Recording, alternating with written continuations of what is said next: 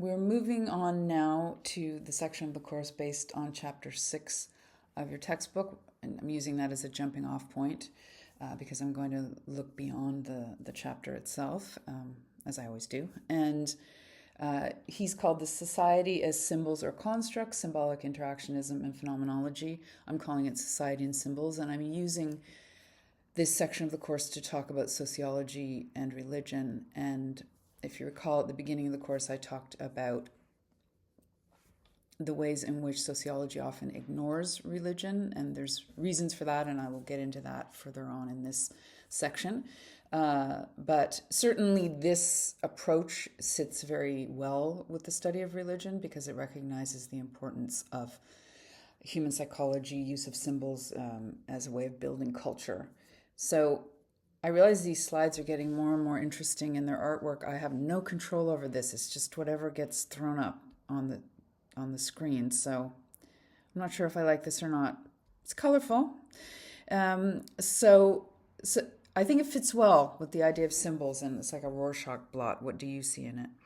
So I have the subtitle, Is Life Merely a Stage and Are We All Players? So this is kind of pointing towards Goffin, who we're going to be talking about. And so I just want to look a little bit at the intro that Mann gives into this section, and he talks about the idea of micropsychology. So this is where we're looking at things like human interactions rather than huge society-wide structures.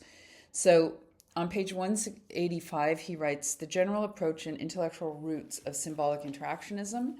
And so the school of social theory, now called symbolic interactionism, came out of the Chicago School of Sociology in the early 20th century. So the School of Sociology at Chicago is very famous, and many important thinkers come out of that school. Now, this is something I've thought a lot about over my career. My impression is this doesn't happen very much anymore, if at all, that there are schools like the Frankfurt School or this Chicago School. I think it's partly because graduate students back in the day used to often take up the research of their supervisors. I think, again, that happens less, that most graduate students now want to do their own research program. They don't want to just be an acolyte of somebody. So that's another question. But as far as I know, I don't think this happens as much in any of the academic disciplines, that there's a kind of school based at a particular university. So, or at least less frequently. So this one comes out of University of Chicago, and we see that one of the important aspects of this is that approach takes psychology on board. So we've been looking throughout the course at the ways in which certain disciplines with subdisciplines within sociology, for instance, Marxist theory tends to use history more as a sort of co-discipline. But what we see with University of Chicago sociology, at least during this time period, is it's looking at social psychology, and that's what's going to inform all of these approaches that we're going to be looking at shortly. So he writes, it de-emphasized social rules, social structure, and institutions, focusing instead on how small-scale social interactions create a society.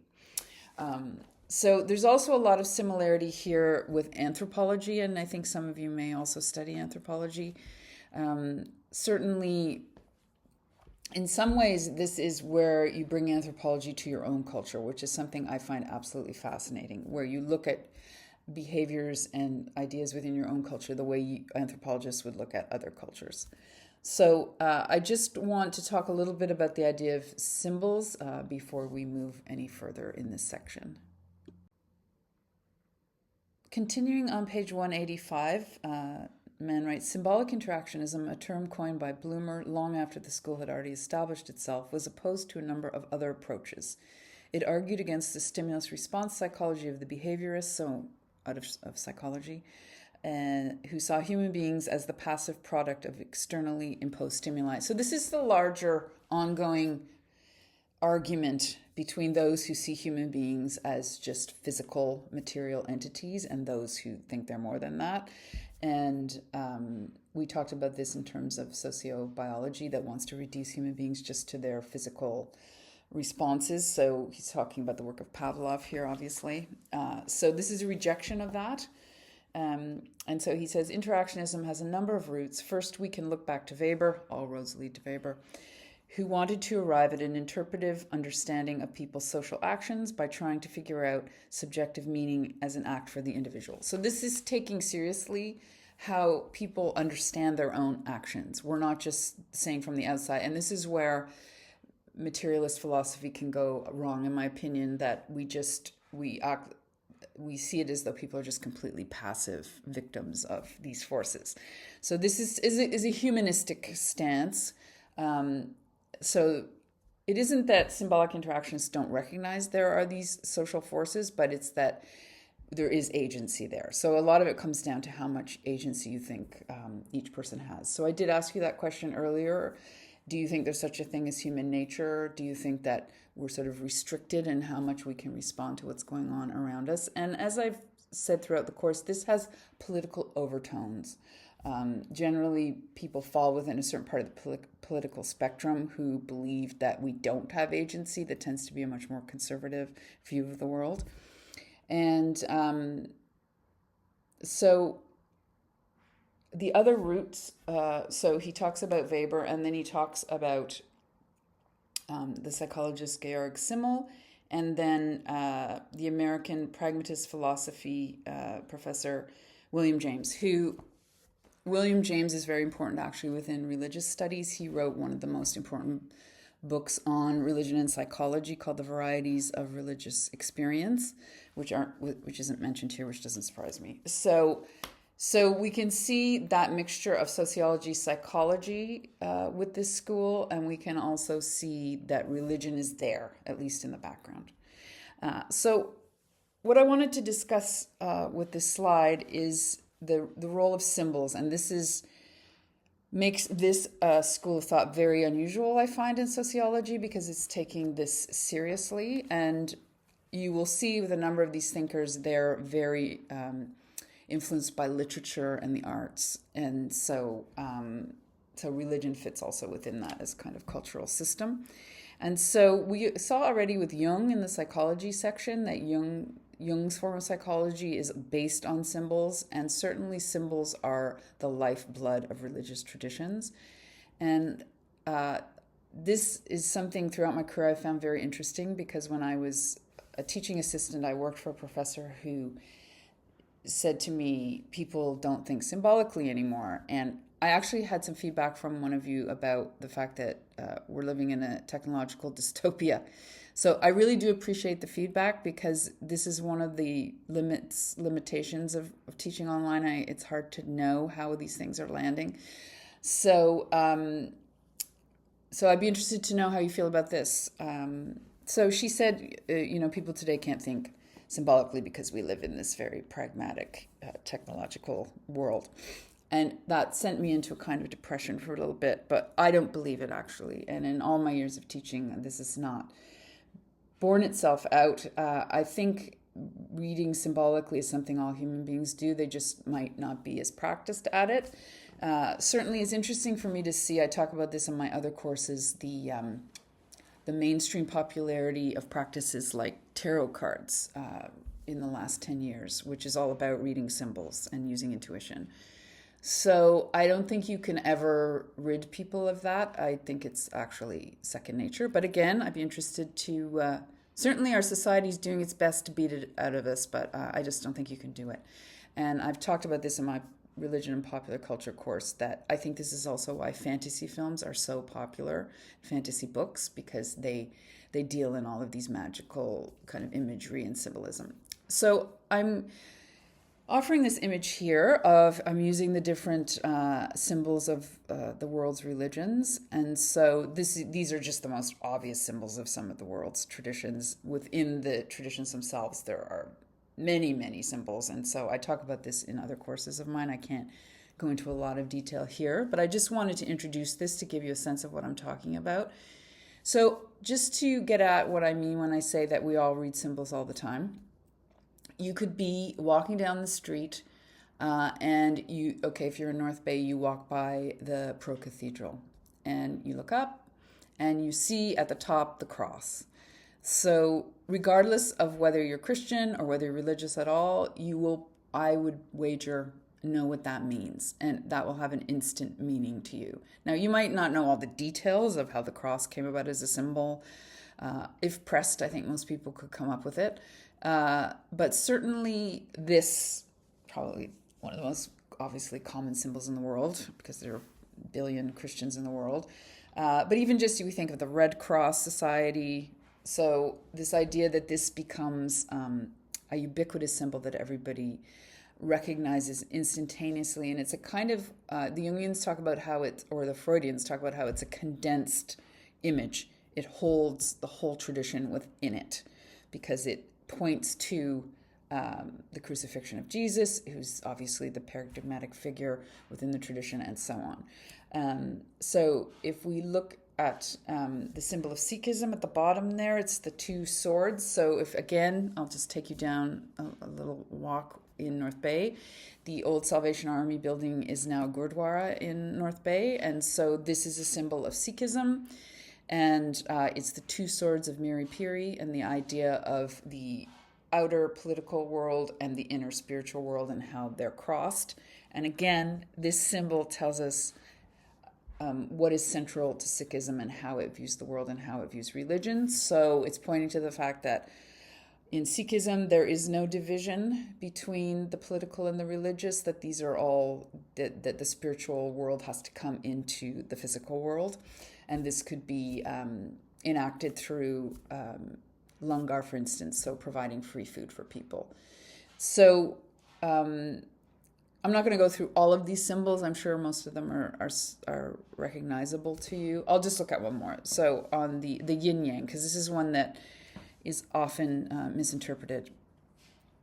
So the black and white circle, this became very popular with the hippies, and it's often misunderstood. So this comes out of the Chinese tradition, actually all of them, but particularly Taoism. And it points to the fact, often people will say, oh, it's black and white, it's good and evil. That's coming out of a very Abrahamic Western view of the world. That's not what this is referring to.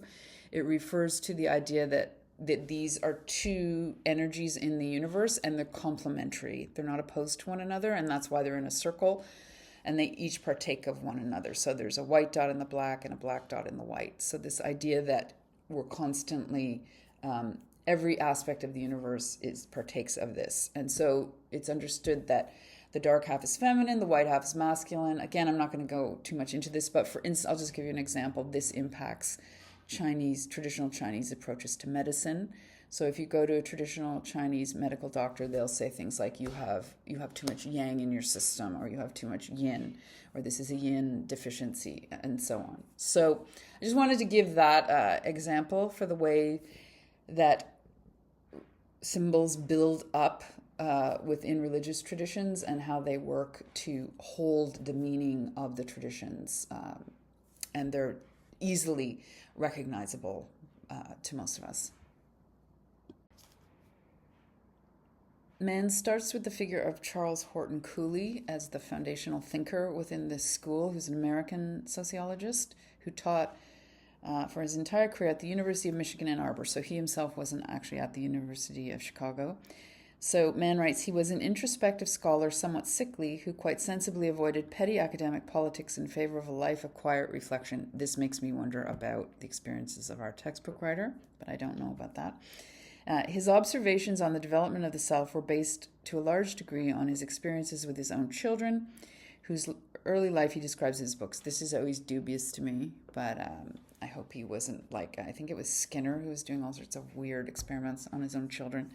It sounds more like he's being like an anthropologist of observing the people around him and how they actually act. And why I think this is so effective is it doesn't put theory first, it puts observation first. And this is also why many of the theories out there, as I've said earlier in the course, I'm like, have you met a human being? This is not how they function. So this is doing it the other way around, of developing theory from observing people. So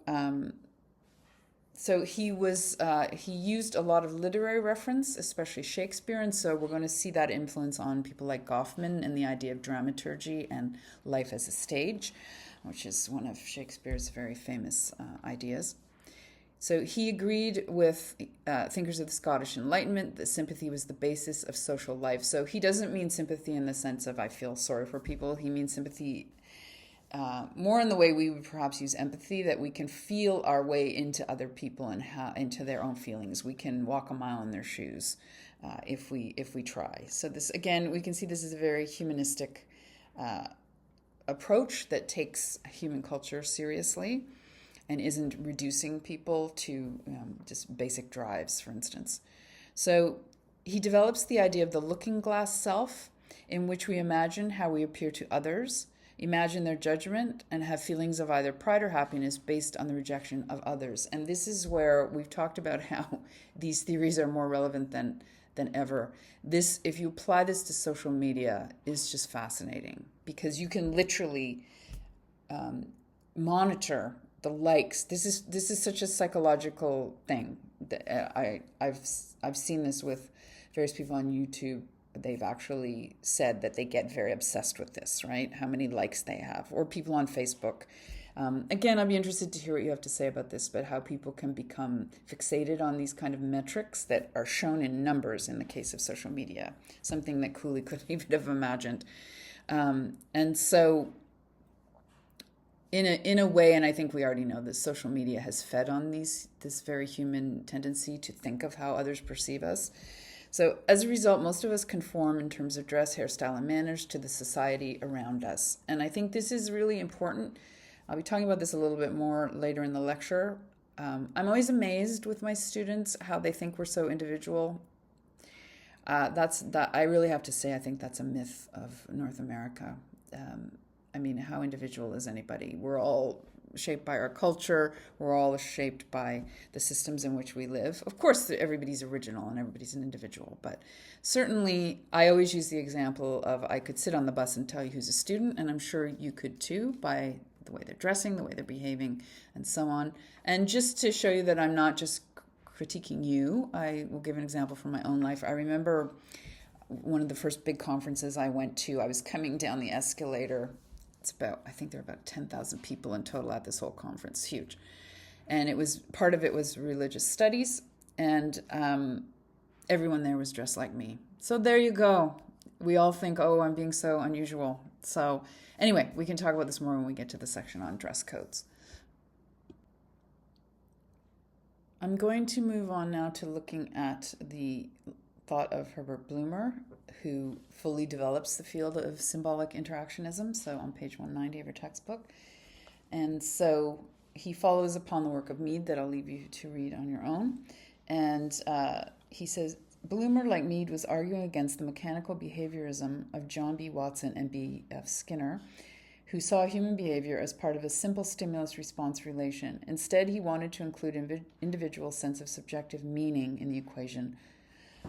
So they're reacting to psychology rather than sociology. I'm not quite sure why that was the case, but this is their kind of interlocutor is our psychologist.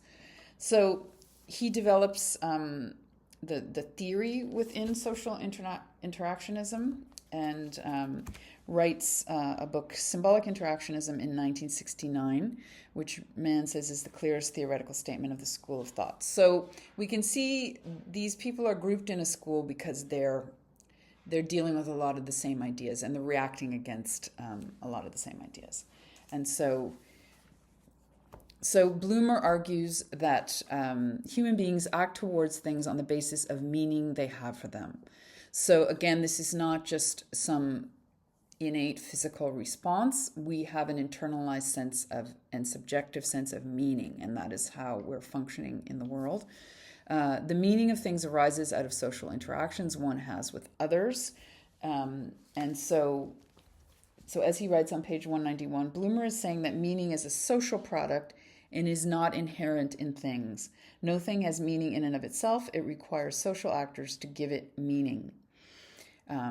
So you could use any example for this, but we could look at a certificate for some kind of skill. It has meaning because the society gives it meaning. It's a piece of paper otherwise, right? So and we could use many, many different examples of this. And so within religion, if I have a sacred object, say I'm Jewish and I'm wearing a Star of David, I and my group are giving it that meaning. It has that meaning for me and the group of people around me.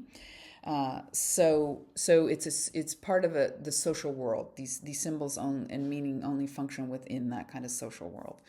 These meanings are handled in and modified through an interpretive process a person uses in encounters. So again, this is not determinative. Each person will have a slightly different version of this, even though it's a social construct. So Bloomer sees meaning as the product of a series of acts of interpretation by the social actor. And you'll notice that language, the person as an actor. So this theme is going to be throughout, this almost that we're playing a role. And I don't think they mean this in the sense that it's inauthentic per se, but we can talk about that more as we go. Like Mead, Bloomer thought that we have internal conversations to sort out the meaning of things. We especially do this when we have to deal with an out-of-the-ordinary experience. So again, and this is why I often use the example of culture shock to illustrate this.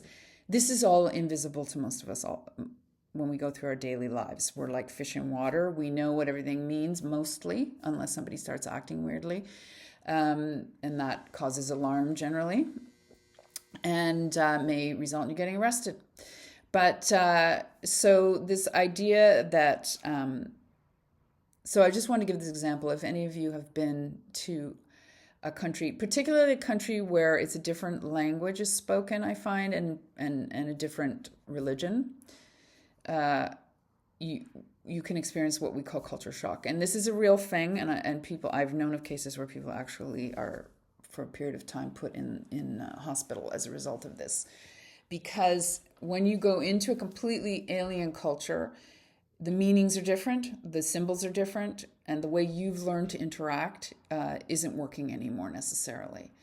And so this can cause a huge amount of kind of cognitive dissonance. Now, obviously, people like to travel precisely for this reason because it makes you look at your own culture. But it can be very disturbing if you're not kind of ready for it, or even if you are ready for it. So I think that's a helpful way to look at it, that we generally from day to day just function like this. We're taught this from our earliest age of how to react in certain scenarios. So it's only when we're outside of that constructed social world that we notice it.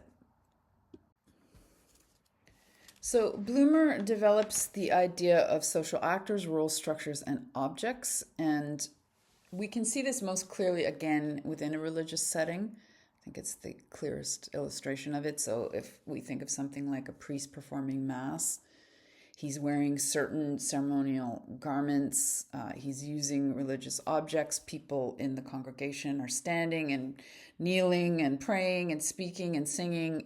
Everybody's going through this kind of ritualized, kind of theatrical performance that has meaning for them. Now, what Bloomer is saying is this is happening in our daily lives all the time. I'll give an example from something we will all recognize. So I always think about it in terms of when people come into class, a university class, say their first class of their university life. They're in a somewhat different setting than they're used to, but it's vaguely reminiscent of high school. They know they're supposed to sit there. They know they're supposed to sit quietly when the lecture is going on. They know they're supposed to take notes usually. So I'm always struck by that is also quite theatrical, that we all know that's how we act. And if somebody moves too far outside of those parameters, we know that's going to cause a problem with us all being able to function. Or going to see live comedy. This is what, in that case, that makes it a little more frightening, because if you sit in the front row, they sometimes go after you. So I always sit well back if I'm in that setting. But it is literally theatrical, where that person is in front of the mic. Usually it's just a mic stand or handheld mic and the audience, and oftentimes there's back and forth with the audience. So it's very specific. So we all know through our experience how we're supposed to act in those settings. So if we look at page 192, he talks about the idea of different roles we play within society. So how the individual plays a role. So he gives the example of a sales clerk at a clothing store. They won't make a habit of insulting their customers. That depends. And then he talks about the idea that most people know on some level they're playing a role.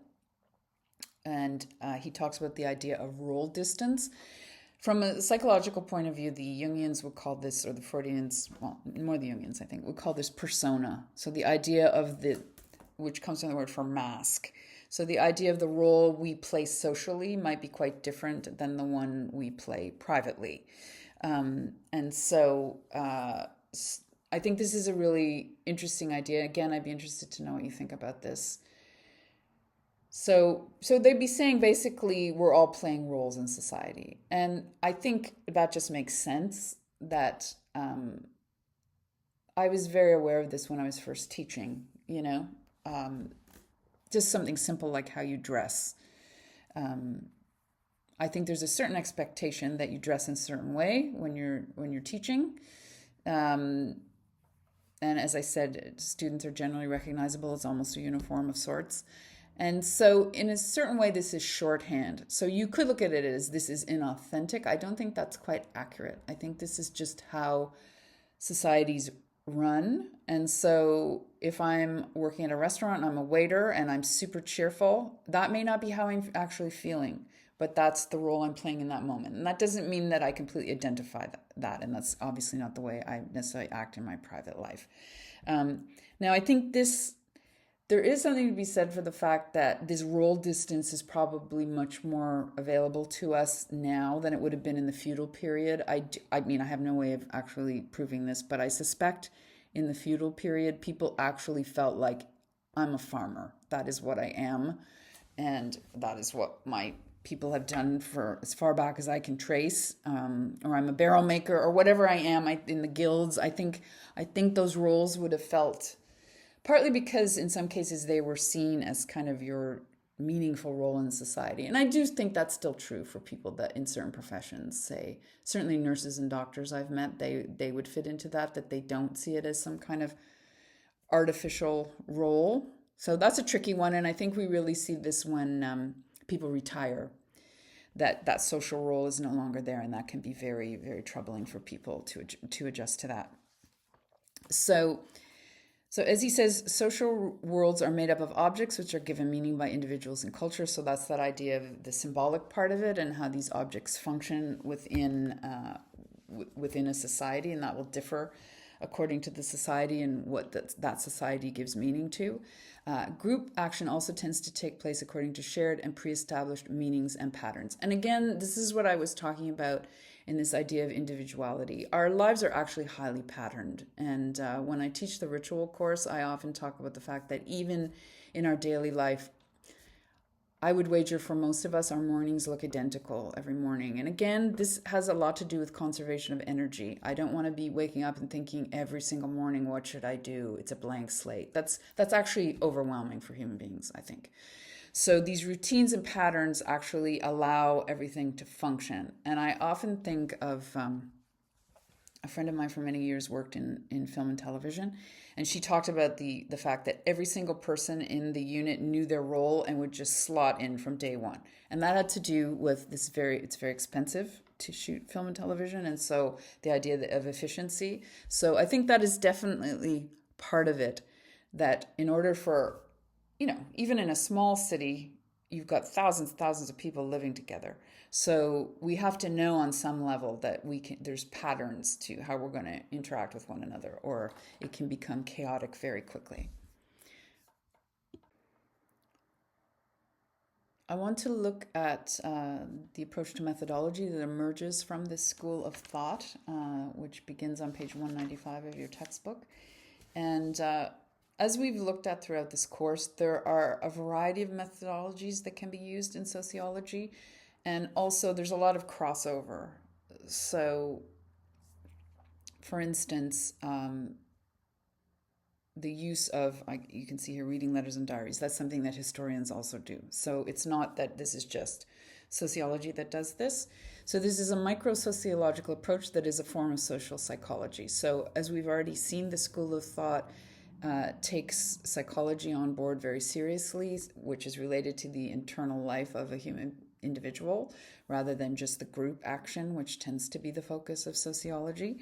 And so I would also argue it's influenced by anthropology, as I said earlier. And so the idea of ethnography and taking very careful histories of certain communities requires the sociologist to observe the social world around them rather than focusing only on data such as statistics. Okay, so now again, a sociologist may use a variety of approaches. They may do interviewing and use statistics. That's very common. So that is not to say there is tension within the field where some people think only using statistics is valid. That's just been an ongoing tension within sociology, in my understanding anyway, the sort of qualitative, quantitative divide. So as he says on the bottom of page 194, the direct observation of social life, interviewing people and listening to their conversations, so eavesdropping, listening to radio and watching television, reading newspapers, reading letters and diaries, going over the actor's life history, reading public records and history, finding expert participants that are especially well informed. So he talks about the idea of observation. And so we saw that with Cooley, of him observing his own children.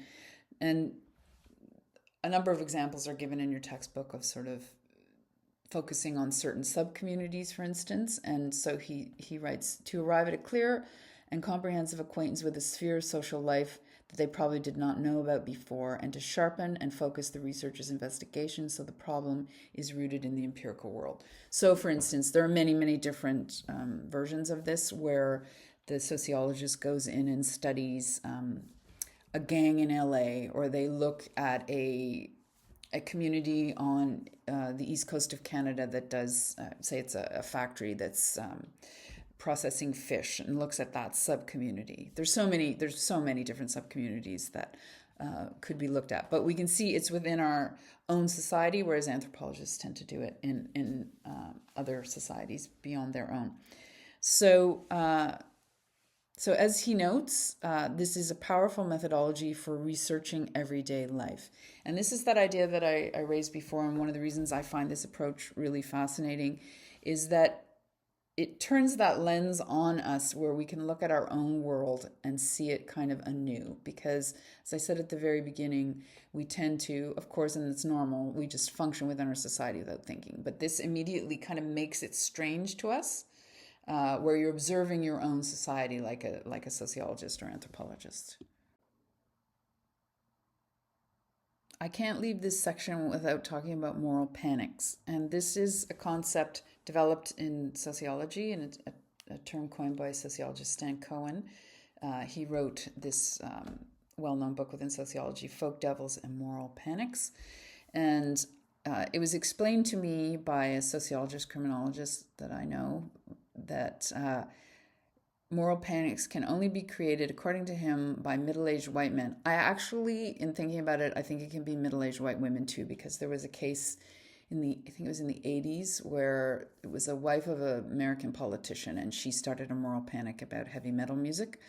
But I think what he's getting at there is it has to be somebody within society who has some social capital, who can actually cause the panic. And so, as I've written here, it refers to a artificially created panic. Now, my understanding of this is on the part, it's not necessarily cynical on the part of the person creating it. They may well believe it. I don't think they're necessarily sitting in a back room saying, I am going to create a moral panic. I think they feel it.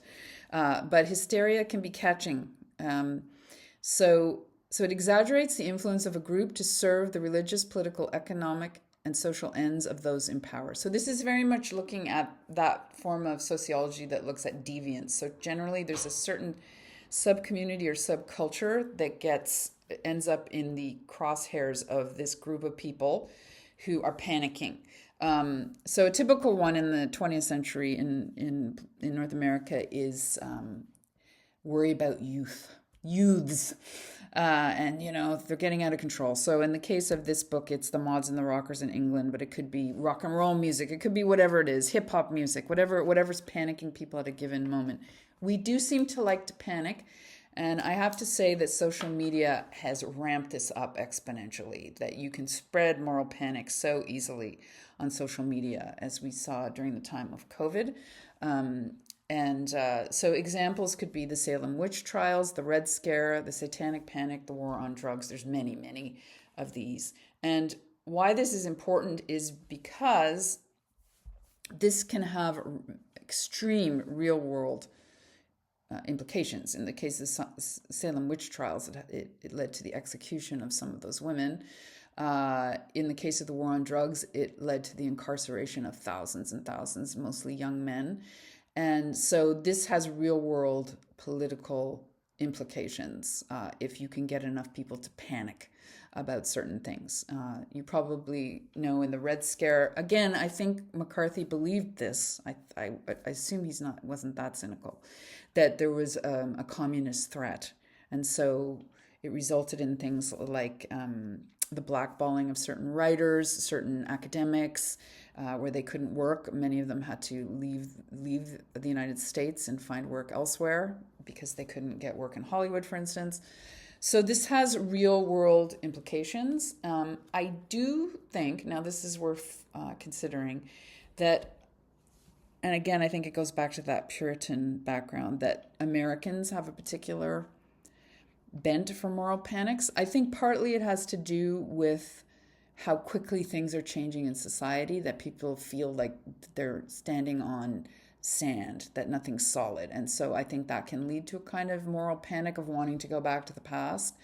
Now, that said, there have been Canadian versions. I think it's less likely, but I wanted to look at one that's just absolutely fascinating. And so I will attach this to Blackboard. So this is the Satanic Panic. And I remember this. And it was strange as a child thinking, like, what is going on? Like, there's these satanic rituals going on. This was in all the papers. And so there's been a film made about it just recently.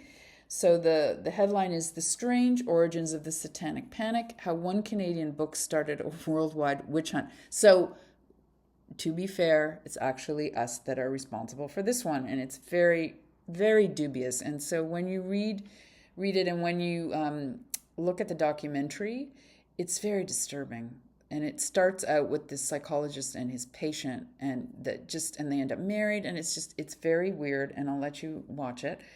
But so it says, there was a time when Satan was everywhere, or he seemed to be at least. During the 80s and 90s, the devil was always making headlines. It was the era of the Satanic Panic, a moment in history when heavy metal and tabletop gaming weren't just the stuff of nerdcore, but a serious moral threat. That's the popular side of the panic, though, the sort of thing you'll see referenced on Stranger Things. At the time, the hysteria went deeper than that, than parental pearl clutching over Judas Priest and Dungeons and Dragons. It gave very real credence to false reports of fantastical horror, rumors that destroyed lives and led to countless wrongful convictions. So here's where we see how this comes into normal life. And so this did come up again. This one seems to resurface. This case in the United States, right when COVID and the lockdowns were happening, it seemed to kind of cross-pollinate with that. And so there was this, I'm not fully up on the details, but this idea that pizza parlors were serving as fronts for these satanic rituals. So we're clearly in the realm of psychology here. So why, as I said, this is relevant is it comes into the world, into the day-to-day world, and it impacts people's lives. And so we see people being literally demonized, losing their jobs, even facing charges from the police as a result of these. So it bears thinking about, and what allows for this to happen is it's obviously there's no set answer to that, but I do think it has to do with just that the rapid changes we've seen in culture since the Industrial Revolution, particularly in places like the United States. I'm going to conclude this section by looking at the work of Erving Goffman and some of the ideas that emerge from his work.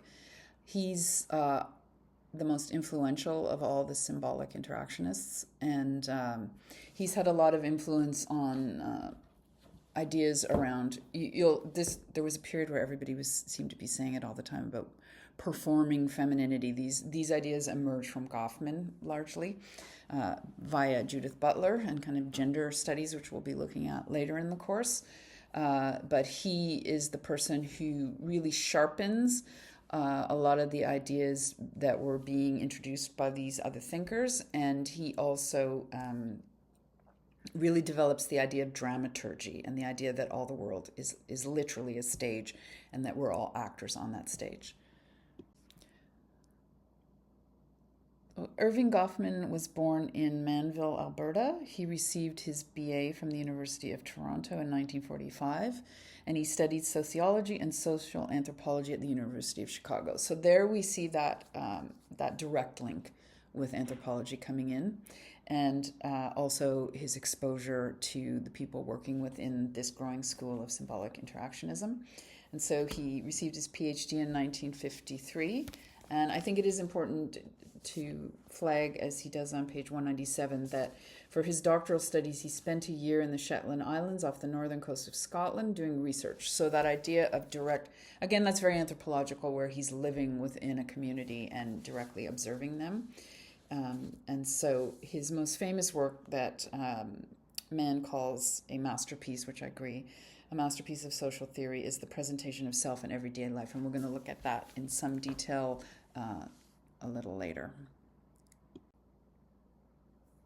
I'm going to start with the work Asylums, which isn't as famous as the presentation of self in everyday life, but is extremely influential in the field of mental health and sort of study of institutions. And again, he bases this on doing field work, living within St. Elizabeth's Hospital in Washington, D.C. It's very clear when you read Asylums, he's extremely critical of what he's seeing around him. We need to understand this within the time period. So this is moving us into the 1960s, and early 1970s, where we see a complete rethinking of how mental health is understood. As we know that still there's a lot of stigma around mental health, but in the 1960s it was stigma doesn't even begin to. He actually wrote a book on stigma, so he's very concerned with this. So it was something completely secret. So this would have been very common to, if a family member was struggling, to just put them in an institution kind of away from everybody, because it was something sort of shameful. And so Goffman is shining a light on this, and he develops the idea of total institutions. So this is also the army. So institutions where you're completely submerged within it. You're there 24/7. It's extremely regimented. Every part of your day is regimented by this outside source. And so this has been very influential in how people look at institutions. And so it builds in his earlier ideas about role playing, so that you then are playing the role of the mental patient. And if you step outside of that role, you're going to be punished, and you have very little power. I talk about this in my health and healing course. It's something, again, we don't think about, but for instance, when you're taken into the hospital setting, they, for instance, take away your clothing. Like, that's a bit weird, right?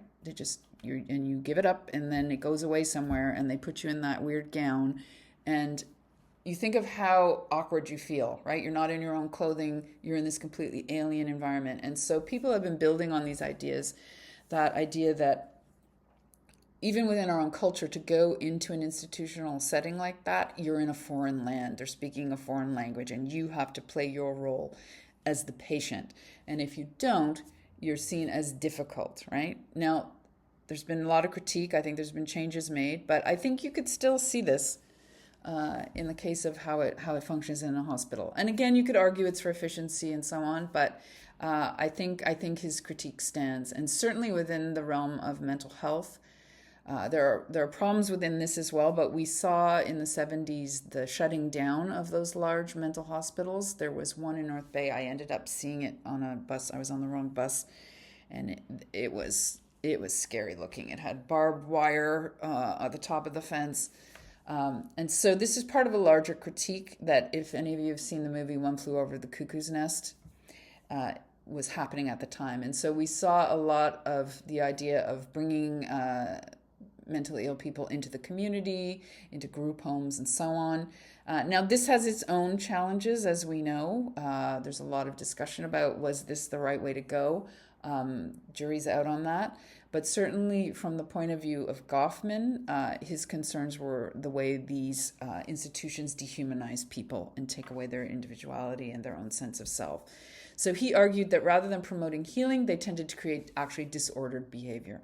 And we could look at prisons in the same way. This is unfortunately a question that very rarely gets asked. Do prisons actually help to rehabilitate people? I think the question does get asked, but certainly we can look at this more when we look at Foucault. These institutions are generally coming out of a punitive model that it's almost like you're being punished, really, for stepping outside of normal behavior, however that's understood. So we can see this book has a huge influence, although it's not as famous as his other work. We are moving on now to Goffman's most famous work, The Presentation of Self in Everyday Life, which has remained in print ever since, and I think, if anything, gets more popular all the time. And I just love the photograph on the cover. I was like, what are these women wearing? They're wearing tiaras and fur stoles. I don't know, going to the theater in the 50s, I'm not sure, but it's very carefully chosen photograph, obviously, because photography is, I'm going to look at examples in the contemporary world of how we show ourselves to the world, what it says about us. So I just want to read the back of the book.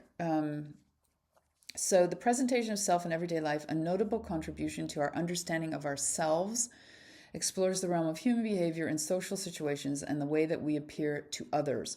So I think this is also why this work remains popular, because it helps us to understand society, but also ourselves. And so it says, Dr. Goffman uses the metaphor of theatrical performance as a framework.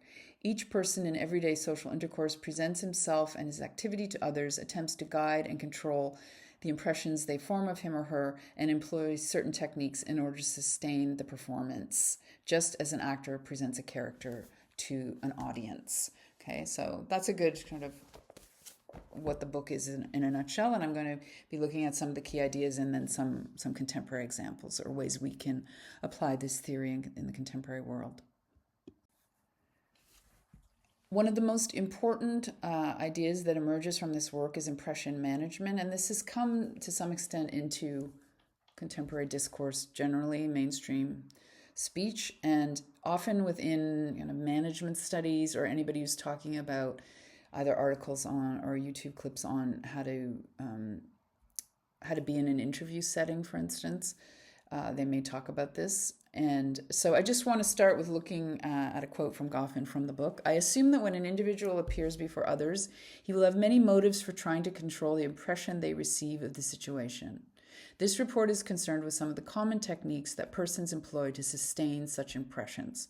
So this again is that idea that we're aware, usually or often, of how others perceive us as social beings. And so we're constantly trying to manage how others are perceiving us. And of course, being humans, we want to be seen in a certain way as what we talked about this in terms of the truck ads, right? As successful, as productive, whatever the values of our society are, we would like to be perceived in that way. And again, I often get pushback on this. I'll talk about that in a minute. So we use symbols of our status. So I was using that example of how it's often, if you spend a few minutes, you can often tell what people do for a living by the way they're dressed. So a judge's robes, a police officer's cap, the diploma of a doctor or lawyer displayed in their office, clothing such as a nurse's uniform. So these are the most obvious ones where there's an actual uniform that makes it very clear. That's kind of mandated. That's for many jobs, that's not the case. But nonetheless, people often have, even if it's just for a Bay Street guy, it's his Rolex watch. There's some kind of symbolic object that telegraphs to other people, I'm a successful, and in this case, wealthy person. Wealth is often part of it because this is North America, but it doesn't have to be wealth. It could be virtue. It could be I'm a very tidy person. We're going to be looking at that. So I find this one sometimes challenging in a Canadian context because of, I think, a certain lack of awareness of how important this is. Some of this has to do with your age. For those of you still in your late teens and 20s and haven't necessarily been in the work world to that extent where it's a career. But I really have to say we ignore this at our peril. And I had a pushback from a student, which I always appreciate last term, where I was talking about at ritual events like weddings and so on, how people are expected to dress a certain way. And I do get the overwhelming sense that for a number of Canadians, they just like to live in their pajamas day in and day out and feel that it shouldn't matter. But again, we ignore this at our peril. And so I was eavesdropping like a good symbolic interactionist many years ago. And it was somebody from the education school talking to a person who was a teaching candidate, and they were going over how that person should act in an interview, and they were going over everything. And I've done this with students too. Or at a conference presentation. How do you dress? How do you speak? How do you hold yourself? All of these things are not necessary. Sometimes you just do them instinctively by imitation, but it is often helpful for somebody to just sit you down and say, this is what you have to do.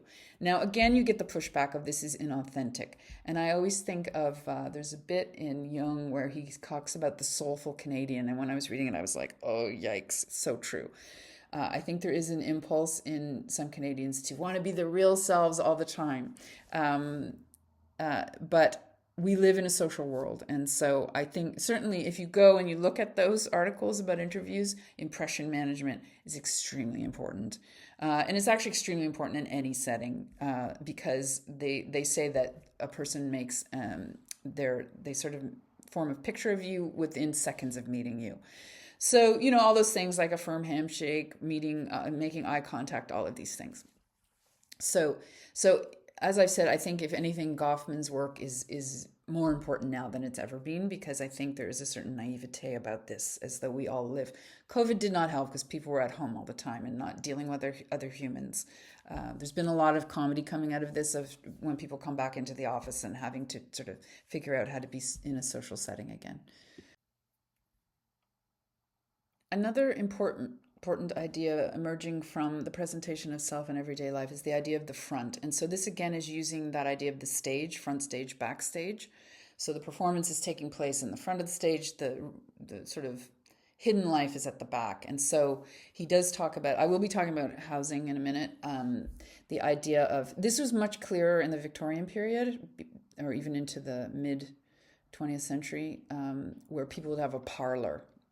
They'd have a front room that had like a piano and all your nice stuff in it. No one would actually sit in it. Some of you may have experienced this. I don't know if anyone does this anymore, but when I was a kid, there would sometimes be families where there was a room where they literally had plastic on the furniture and no one was allowed to go in there. So that's just for fancy occasions. So that's really about impression management, that when people come to your house, you're taken to that part. You're not taken to the back part of the house or where there's clutter.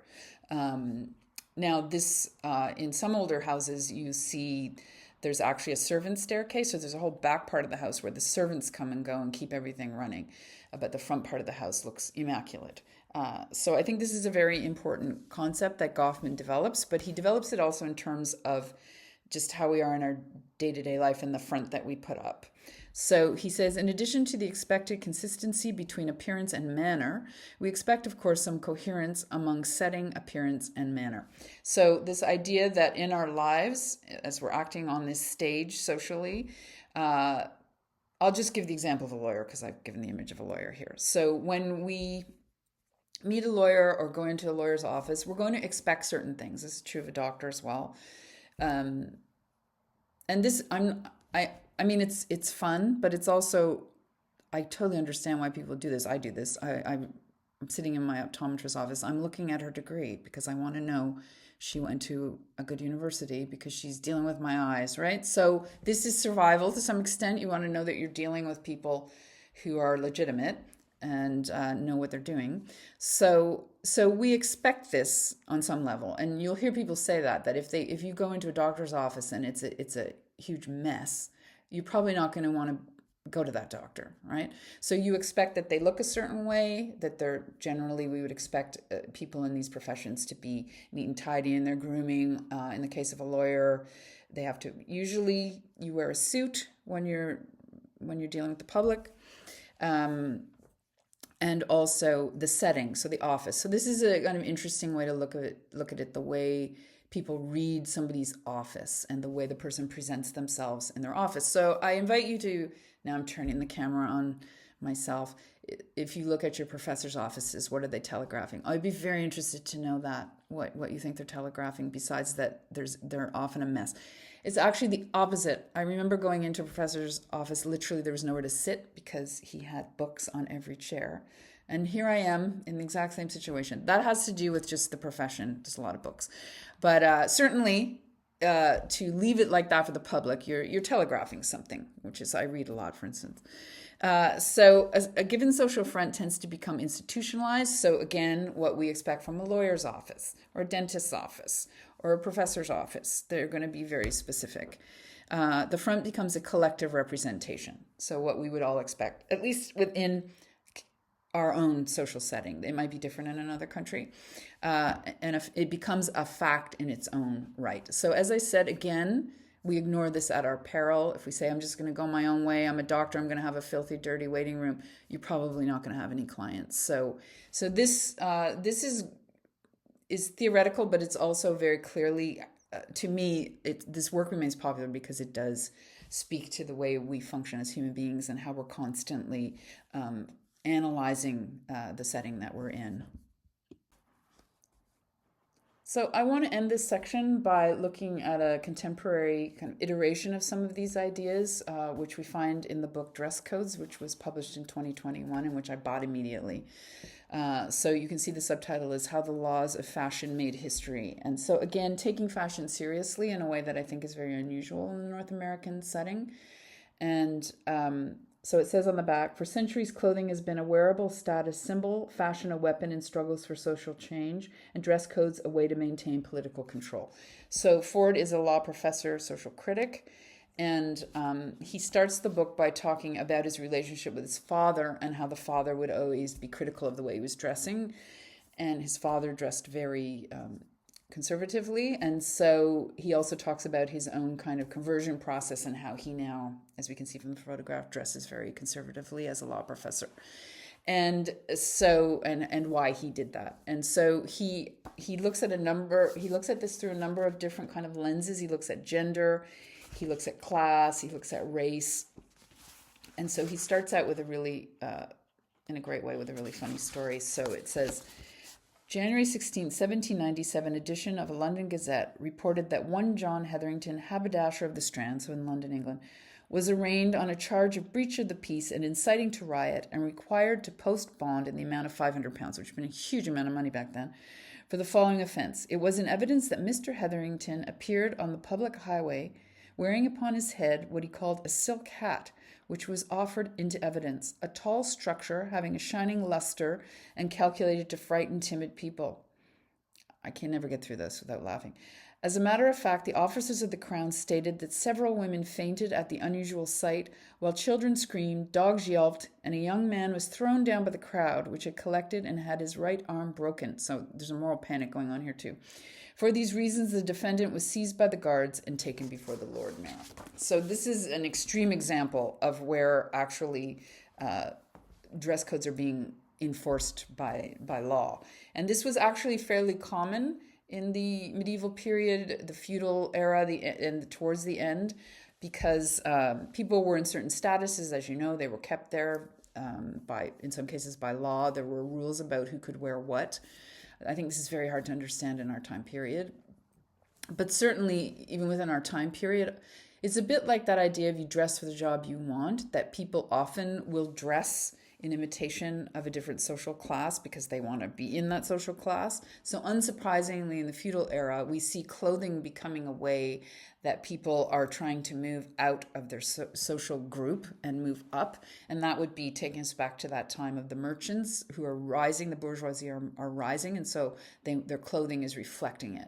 And so they're directly kind of antagonizing the monarchy and the aristocracy by doing that. So Ford also talks about how race plays into this. So how in the American case, Often African American men would dress in a certain way that was seen as getting beyond their station, and this was a kind of a political act. And he gives the example of during the civil rights movement, the people around Martin Luther King, if you look at pictures, they're all in suits. And so this idea of dressing very formally. And so he's saying, he's looking at the ways in which this impression management is a deeply political act. And so the book is really fun, but it's also looking at the way clothing is extremely political. And so he talks about, so the book says, a revelatory exploration of fashion through the ages that asks what our clothing reveals about ourselves and society. This lecture is going quite long, so I'm going to start wrapping it up here. But I do want to move us into the present, and I think Goffman can be applied, if anything, more so today, in terms of how people are fronting and managing their impressions of themselves. So I would argue that this takes place much more on social media now. So the idea of applying this lens to social media is fascinating to me, and if any of you want to write on that, you could do that. It'll be challenging. That's partly why I didn't include it on the list. But if you are interested, it would be really interesting to apply this lens. So I'll just read from Goffman again. Thus, to furnish a house so that it will express simple, quiet dignity, the householder may have to rush to auction sales, haggle with antique dealers, and doggedly canvass all the local shops. So this idea that in staging, we can look at this in terms of magazines, decor magazines, or on YouTube now when people show us around their house. Comments are often very funny about this. So the idea that it's meant to look very effortless, it's meant to look very calm, but actually it takes a huge amount of effort and it takes a huge amount of money to manifest this perfect home. And so it's when we look at YouTube, it's very interesting to see how many channels there are that are about making your house look a certain way. And I would ask us to think about why we want to do that, particularly if it's about for others to see it. I can see why you want your house a certain way because you want to live in it and for it to function for you and be comfortable. But it's amazing how often this is really about the gaze of others and our constant sense of how others are looking at our house. So, as he notes, unmeant gestures, inopportune intrusions, and faux pas are sources of embarrassment and dissonance. And so I was talking about this in terms of when people were first going online during COVID and they hadn't learned that idea of you had to notice what was in the background of your computer, and there was a lot of funny things that were happening. But this is when we get embarrassed, when things move out of alignment. So in my background is something I don't want to be in there because people are looking for sure. And so I want it to look, professional, for instance. So this can happen in a variety of ways in terms of upsetting our staging of our perfect home or office. And so this is just rampant on social media and YouTube. So again, I'd ask you to think about this. Why would a person want to create this impression? Now, if we're looking at YouTubers, some of them make a living from doing this and helping other people to do it. I'm just going to conclude here with other forms of staging that goes on, particularly online now. A lot of this would have happened in person before, so I think I may have talked about this earlier. The idea of, if we think of the 1950s and having, the boss over and the whole family scrambling to create this perfect home environment, perfect meal, in a way that's completely terrifying. So where impression management could have to do with if you're going to be promoted or not, etc. So again, obviously dinner parties still happen, but a lot of this again has migrated to social media. So I think it's just sitting there waiting for analysis, in my opinion. And it's been really interesting to see the ways in which people attempt to stage the perfect family on social media, whether it's Facebook or Instagram. I'm not on Instagram, so I need your feedback on this. But there's been a lot of talk about and how this also has contributed to mental distress in people, because as human beings, we compare ourselves to other human beings. It's just what we do. And so when we see these perfectly curated lives, everybody's on vacation, everybody has a perfect home, it often leads to a feeling of inadequacy. which is exactly what it's meant to do, because certainly if it's monetized, you're supposed to then go out and buy a bunch of stuff to make yourself feel better. But I do think there's many reasons for this happening. And so I actually had one of my students pointed this out with one of the clips I was showing, because I was using it to talk about religion. But she said this is coming out of the trad wife movement, which I had not heard of at the time. This was a few years ago. So this is huge on social media. And so this idea of staging the perfect family, we can see it. I tried to find one from a politician because I've had these in the mail. You know, the politician sends a picture of their family and their golden retriever, and they're all looking very wholesome, right? Or the Christmas card is always an interesting one, where the person takes a picture of their family in little outfits with their dog, usually. So thinking about what we're doing when we're staging that, what form of impression management are we doing there? And certainly within the trad wife movement, what is not always evident is the kind of religious impulse behind some of it. A lot of the trad wives that I've come across are Mormons. They don't necessarily say that overtly, but when you look into it, they're Mormons. And so they're basically presenting the life of what they consider to be a proper and traditional wife according to their tradition. And they've been very successful. And there's a lot of controversy about the impact of this on young women, for instance. So again, I think it's worth looking at social media using Goffman and the ways in which this is, as I said, migrating to social media in a lot of cases.